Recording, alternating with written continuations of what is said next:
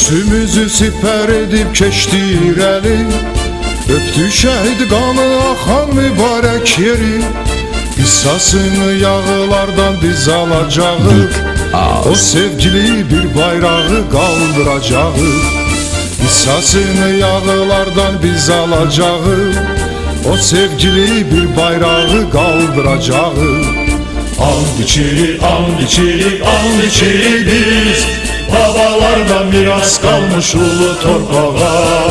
Parlayacak üzü nurlu hoş bir sabaha. And içirik, and içirik, and içirik biz, diz çökerek o üç renkli uca bayrağa. Yolumuz hak, ümidimiz yalnız Allah'a. Al boynuna bizi vətən eşanlı diyar, uğrunda can verməyə neçə oğlum var. Qissasını yağılardan biz alacağıq, o sevgili bir bayrağı qaldıracağıq. Qissasını yağılardan biz alacağıq, o sevgili bir bayrağı qaldıracağıq.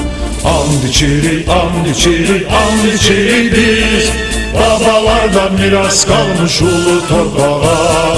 Parlayacak yüzü nurlu hoş bir sabaha. And içirik, and içirik, and içirik biz, diz çökerek bu üç renkli uca bayrağa. Yolumuz hak, ümidimiz yalnız Allah'a.